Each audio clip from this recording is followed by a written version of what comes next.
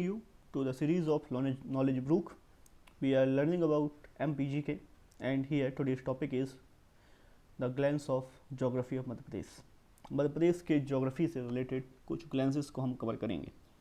चलिए शुरू करते हैं. सबसे पहले हम टोपोग्राफी के बारे में बात करते हैं. तो मध्य प्रदेश जो कि पेनिनसुलर इंडिया में लोकेटेड है. पहला क्वेश्चन आता है कि व्हाट इज़ पेनिनसुलर इंडिया. तो पेनिनसुला मतलब प्रायद्वीप. कोई भी ऐसा भूभाग जो तीन तरफ से समुद्री जल से घिरा हो उसको पेनिनसुला कहते हैं. जैसे कि मध्य प्रदेश इंडिया एक तरफ से बंगाल की खाड़ी, दूसरी तरफ से अरब सागर और नीचे से हिंद महासागर से घिरा हुआ है, और मध्य प्रदेश उसी इंडिया का पार्ट है. तो हम कह सकते हैं कि मध्य प्रदेश पेनिनसुलर इंडिया में लोकेटेड है. और क्योंकि पेनिनसुलर पार्ट में ही मध्य प्रदेश लोकेटेड है, पेनिनसुला जो वी शेप का आकार इंडिया का बनता है, उसी के क्षेत्र में मध्य प्रदेश आता है. Narmada Son valley present here. Narmada Son घाटी जो कि अमरकंटक से निकलते हुए और ये खरगोन वगैरह से होते हुए पूरे मध्य प्रदेश को लगभग दो भागों में विभाजित करती है. तो नर्मदा सोन वैली का भी मध्य प्रदेश पार्ट है. Found in north central part of India. Madhya Pradesh India के नॉर्थ सेंट्रल पार्ट में लोकेटेड है. हम जानते हैं कि मध्य प्रदेश इंडिया के नॉर्थन पार्ट में है. Even Madhya Pradesh the central, जिसको हमने हृदय प्रदेश इसीलिए मध्य प्रदेश को हृदय प्रदेश के नाम से भी जानते हैं. मध्य प्रदेश की लंबाई या चौड़ाई की बात करते हैं तो मध्य प्रदेश की जो लंबाई है वो चौड़ाई की तुलना में थोड़ी सी कम है. और मध्य प्रदेश की लंबाई जो कि हम देखेंगे तो मुरैना से लेकर बुरहानपुर तक इसकी लंबाई हो जाती है 605 किलोमीटर. मुरैना से लेकर बुरहानपुर तक मध्य प्रदेश की टोटल लंबाई हो जाती है 605 किलोमीटर. और चौड़ाई की बात करें तो ये हो जाती है 870 किलोमीटर, जो कि सिंगरौली से लेकर बुरहानपुर तक है. हम जोग्राफिकल स्ट्रक्चर की बात करते हैं तो मध्य प्रदेश का जोग्राफिकल स्ट्रक्चर कैसा है, जियोलॉजिकल स्ट्रक्चर कैसा है. तो यह जियोलॉजिकली गोंडवाना लैंड का हिस्सा है. एरिया की बात करें तो 3,08,252 किलोमीटर स्क्वायर मध्य प्रदेश का एरिया है, जो कि भारत के टोटल भूभाग का टोटल एरिया का 9.38% है. मतलब मध्य प्रदेश काफ़ी बड़ा, भारत का काफ़ी बड़ा हिस्सा मध्य प्रदेश में समाया हुआ है. हम लैटिट्यूड एंड लॉन्गिट्यूड एक्सपेंशन की बात करें. चलिए सबसे पहले हम समझते हैं कि लैटिट्यूड्स क्या हैं. वह तमाम आड़ी रेखाएं या वो तमाम क्षैतिज रेखाएं जिनको हम इस तरीके से समझ सकते हैं, इन सभी को हम लैटिट्यूड्स कहते हैं. तो बात आती है कि लैटिट्यूड्स को हम कैसे काउंट करते हैं. तो हमने विषुवत रेखा या इक्वेटर के बारे में सुना होगा. तो वह आड़ी रेखा जो पूरे ग्लोब को एकदम बीच से दो भागों में विभाजित कर देती है, उसको हम इक्वेटर कहते हैं. पेपर पे हम जब भी डायरेक्शन बताते हैं तो पेपर पे ऊपर की तरफ नॉर्थ और नीचे की तरफ साउथ होता है. इसी तरीके से इक्वेटर के ऊपर की तरफ नॉर्थ और नीचे की तरफ साउथ. अगर ये ग्लोब है, ये इक्वेटर है, तो ये नॉर्थ हो जाएगा, ये साउथ हो जाएगा. तो जितनी भी आड़ी रेखाएं नॉर्थ की तरफ होंगी वो नॉर्थन लैटिट्यूड्स कहलाएंगी, और जितनी भी आड़ी रेखाएं साउथ की तरफ होंगी वो साउथन लैटिट्यूड्स कहलाएंगी. हमने क्योंकि विषुवत रेखा को 0 डिग्री माना है, इसके ऊपर की तमाम रेखाओं को हम बढ़ती क्रम में 1 डिग्री, 2 डिग्री, 3 डिग्री, 4 डिग्री इस तरीके से समझेंगे, और यहाँ पे जाके हम पोल तक पहुँच जाएंगे.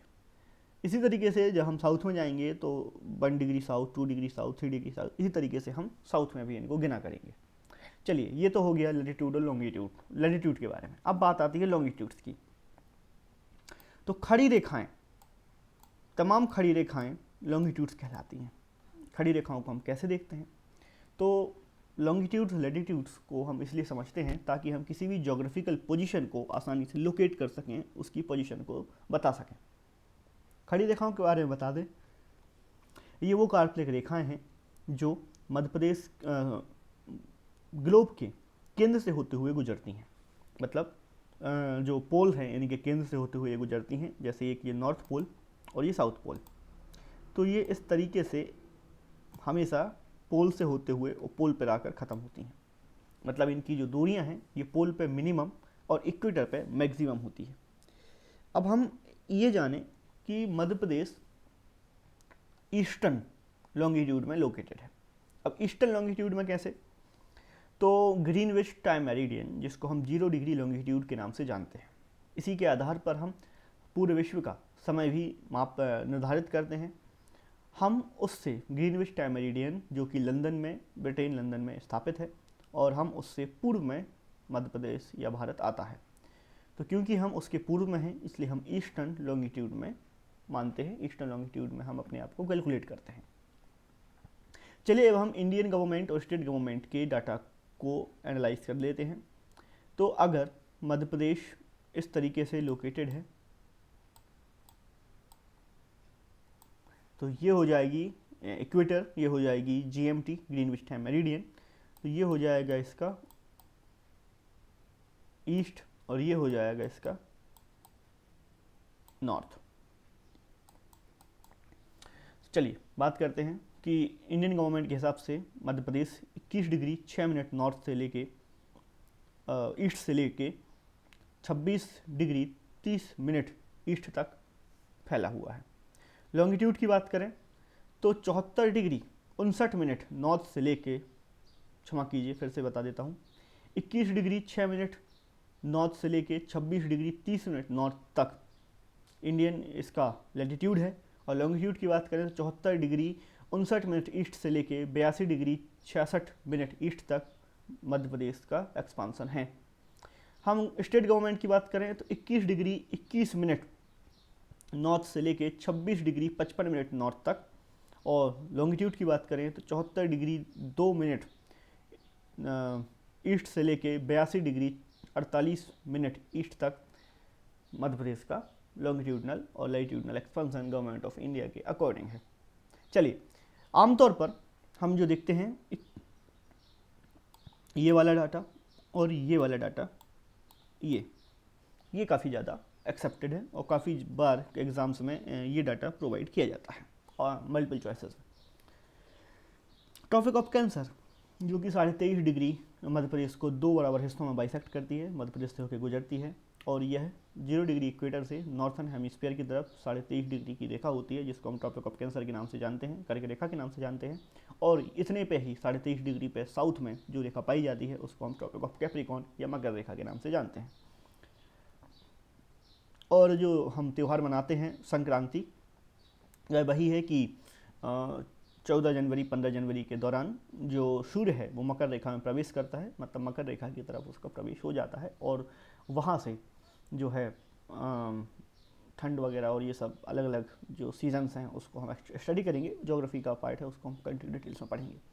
तो the topic of cancer of IMT and IMT मतलब जो इंडियन स्टैंडर्ड टाइम या इंडियन मीन टाइम जो है वो और ट्रॉपिक ऑफ कैंसर आपस में एक दूसरे को कहीं भी इंटरसेक्ट नहीं करते हैं, ये इंपॉर्टेंट फैक्ट है, ये हमें ध्यान रखना होगा।